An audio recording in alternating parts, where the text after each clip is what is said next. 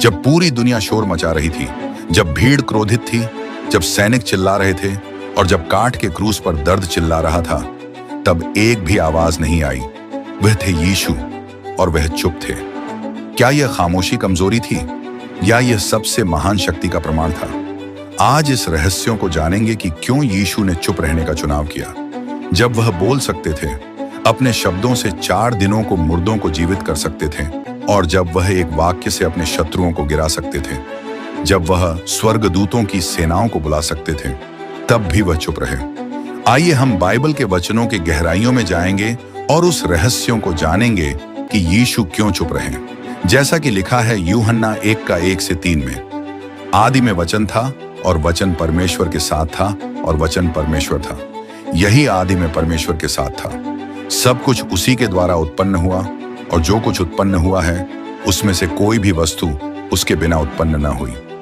यीशु वही वचन है जिनकी एक वाणी से ब्रह्मांड बना। परमेश्वर ने कहा हो जा और प्रकाश हो गया। परमेश्वर ने कहा शांत हो जा और समुद्र शांत हो गया।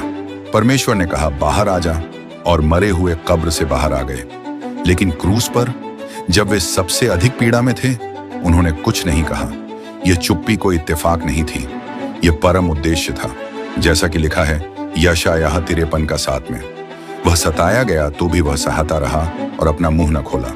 जिस प्रकार भेड़ वध होने के समय और भेड़ी ऊन कतरने के समय चुपचाप शांत रहती है, वैसे ही उसने भी अपना मुंह न खोला। यानी चुप्पी यीशु की मजबूरी नहीं थी, बल्कि यह उनकी भविष्यवाणी का पूरा होना था। उन्होंने अपने दर्द को शब्दों से नहीं, बलिदान से व्यक्त किया। जैसा कि लिखा है मत्ती 27:12-14 में, जब प्रधान याजक और पुरनिये उस पर दोष लगा रहे थे तो उसने कुछ उत्तर नहीं दिया। इस पर पिलातुस ने उससे कहा, क्या तू नहीं सुनता कि ये तेरे विरोध में कितनी गवाहियां दे रहे हैं? परंतु उसने उसको एक बात का भी उत्तर नहीं दिया। यहां तक कि राज्यपाल को बड़ा आश्चर्य हुआ। पिलातुस की अदालत में एक निर्दोष पर झूठे आरोप लगते हैं और वह व्यक्ति चुप रहता है। उसका मौन सिर्फ अदालत को नहीं, स्वर्ग की अदालत को संबोधित था। जैसा कि लिखा है पहला पतरस 2:23 में, वह गाली सुनकर गाली नहीं देता था और दुहक उठाकर किसी को भी धमकी नहीं देता था, पर अपने आप को सच्चे न्याय के हाथ में सौंपता था। यीशु ने इसलिए चुप्पी ओढ़ी क्योंकि वह दुनिया के लोगों को पापों के देख रहे थे। वह हमारे पापों के दंड को चुपचाप उठा रहे थे। वह हमारे लिए न्याय नहीं मांग रहे थे, बल्कि अनुग्रह मांग रहे थे। उनका मौन हमारे लिए एक प्रार्थना था। क्या आपने कभी सोचा है, यदि यीशु उस क्षण बोलते तो क्या होता? अगर उन्होंने कहा होता, मैं निर्दोष हूं, हे पिता इनको नष्ट कर, अब मैं चमत्कार करता हूं, तो वह न सलीब पर मरते न पाप का दाम चुकाया होता। जैसा कि लिखा है मत्ती 26:53 में, क्या तू नहीं समझता कि मैं अपने पिता से विनती कर सकता हूं और वह स्वर्गदूतों की 12 सैन्य दल से अधिक मेरे पास अभी उपस्थित कर देगा? परंतु यीशु ने वह शक्ति प्रयोग नहीं की।